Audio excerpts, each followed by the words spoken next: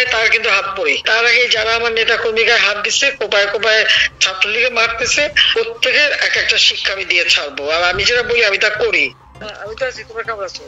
জি আপা, আলহামদুলিল্লাহ। আপা আমার চিনছেন, আমি ছাত্রলীগের যুগ্ম আহ্বায়ক গোপালগঞ্জ সদরের আপা। হ্যালো হ্যাঁ আপা, আপনাকে খুব মিস করতেছি আপা। দেশের অবস্থা তো খুবই আপা, দেশের অবস্থা তো খুবই খারাপ আপা। আমাদের খুবই খারাপ, সবার উপরে শুরু করছে এখন খুন করা। আপা আর ওই যে আজকে গতকালকে রাতে তো আপনার পার্টি অফিস থেকে 6 জনকে গ্রেপ্তার করছে, মানে গোপালগঞ্জের পার্টি অফিস থেকে আপা। আপনি নিউজ জানেন কিনা আপা? আমরা তো বাড়িতে ঘুমাইতে পারতেছি না আপা। এটা প্রশাসন খুব মানে খারাপ করতেছে, যৌথ বাহিনী অভিযান করতেছে আপা, এই অবস্থা। হ্যালো হ্যাঁ, ওখানে তো একজন শিবির আর একজন হলো ছাত্র দল, তাদেরকে বসাইছে এখন গোপালগঞ্জে। জি আপা, এইটা আসলে গোপালগঞ্জের এখন আপা আমার আমার আসলে আপনার সাথে অনেকদিন ধরে কথা বলার ইচ্ছা ছিল, বাট আপনি ধরছেন, অনেক ধন্যবাদ আপা।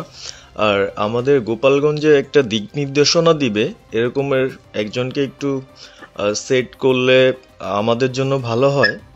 আর দ্বিতীয়ত তাহলে সারা বাংলাদেশের নেতাকর্মীরা হয়তো বা নামতে পারতো।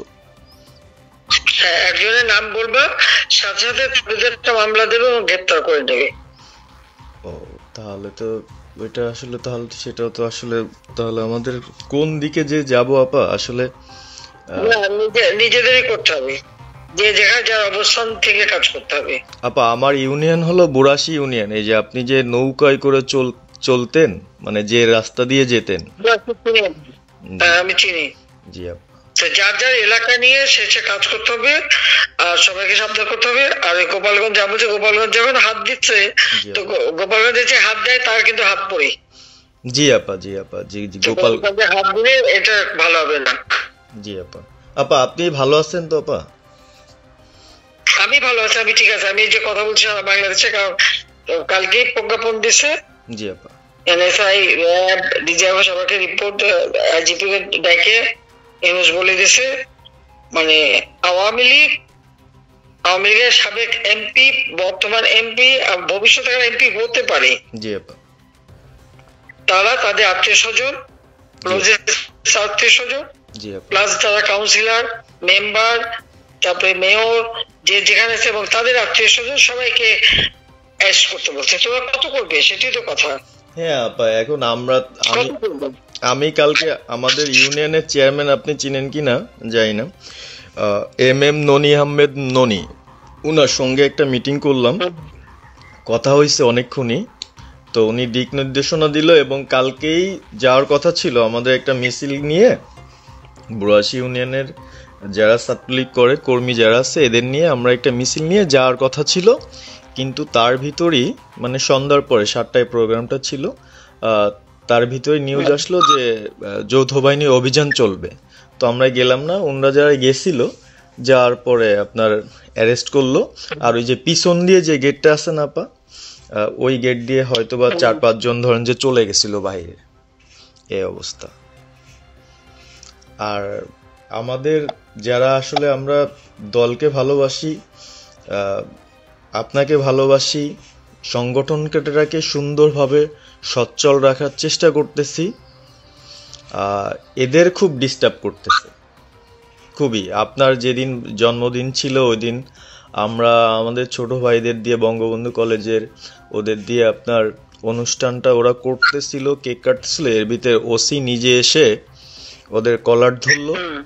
মানে খুব অ্যাক্টিভ যে 4-5 জন ছেলে আছে, হিমেল, তারপর বাপ্পি, রেয়াজ, সাকিব, তারপরে সাব্বির, এরা বঙ্গবন্ধু কলেজের আসলে আমি ব্যক্তিগতভাবে যতটুক না করতে পারতেছি ওরা ততটুক করতেছে। এবং আমরা একটা মশাল মিছিলও করলাম সেদিনও। আপনার আর্মি আমাদের পরবর্তীতে ওদের বাসায় যে ঝামেলা করলো, আমি একদম সামনে ছিলাম। আমি আপনার ওই ছবিটা পাঠাইছি, আপনি দেখছেন হয়তোবা। আর প্রত্যেকটা মিছিল মিটিং ইনশাল্লাহ আপা থাকি, কিন্তু এলাকার এমন একটা পরিস্থিতি সৃষ্টি হচ্ছে, সেটা হলো আপনার 75 পরবর্তীতে যেভাবে মানুষজন ভয় পাচ্ছিল, সেই জিনিসটা আপা সবাই করতে চাচ্ছে, মানে জোর করে আসো আমাদের দলে যোগ দাও। মানে দোকানে বসলে, চার দোকানে বসলে অনেক কিছু শোনা যায়, অনেক কিছু বোঝা যায়, কিন্তু এখন আমাদের দরকার সারা বাংলাদেশে, মানে আমার ক্ষুদ্র জ্ঞান থেকে বলতেছি, সারা বাংলাদেশে যে একটা সংগঠনটা চালাবে, আপনি সভাপতি থাকবেন এবং ভারপ্রাপ্ত যদি কাউকে কোনো দেওয়া যায় যাকে ভালো মনে করেন, তাহলে আমাদের সারা 64 জেলা। জি আপা, দাঁড়াও, এত পাকা কথা এখন বলার সময় না। সরি আপা। এখন যার নাম দেব তাকে সবার আগে অ্যারেস্ট করবে, আর তার নামে সবার আগে মামলা দেবে। জি আপা। আপা আমাদের মাঝে মাঝে ওই যে প্রেস, মানে কালকে যে প্রেসটা দিচ্ছে এটা আমি সুন্দর পড়ছি, অনেক ভালো লাগছে এবং আমি আমার ফেসবুকে ছাড়ছি। হ্যাঁ, ওটা আমি নিজে দেখে দিছি, আমি কারেকশন করে দিছি এবং আমাদের ফেসবুক ওটা দেওয়া হচ্ছে, ওইভাবেই যাবে। আর আমাদের কয়েকজন নেতা ঠিক করে দিছি, তারা বিভিন্ন ইস্যুতে একটা করে স্টেটমেন্ট দেবে। জি আপা। আমার অনেক, তুমি নাম দিতে বলো। হ্যাঁ, শেখ সেলিমের নাম দিয়ে দাও, সে চালাক না। উনি কিভাবে, উনি তো মানে আমাদের কে চালাবে? আপনি যারে বলবেন।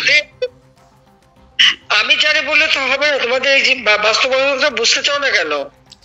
জি আপা। এখনই যার নাম দেবা তখনই সে অ্যারেস্ট হবে।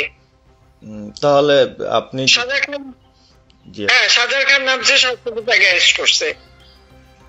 জি আপা।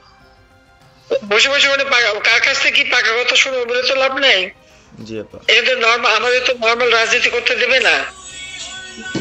জি আপা। ওই ওসি যে ওসিকে কলার ধরছে, ওসির নাম কি, ওসির বাড়ি কোথায়, সেটা খোঁজ করে বার করো, আমায় পাঠাও।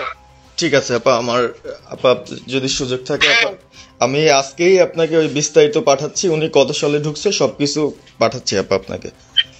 সবকিছু দাও, বললো যে 1 মাঘে শীত যায় না। ঠিক আছে আপা। 15 বছর দেশ বেতন ভাতা বাড়াইছি, রেশন বাড়াইছি, এই পুলিশের সবকিছু করে দিছি। জি আপা। আর্মিদের করে দিছি, এ পর্যন্ত যে কজন সব আমার প্রমোশন পাওয়া। জি আপা। আর এখন ওই সুদখোর ইউনূসের কথা শুনে লাফাচ্ছে, আর ওই জামাতের ওরা কয়দিন আছে?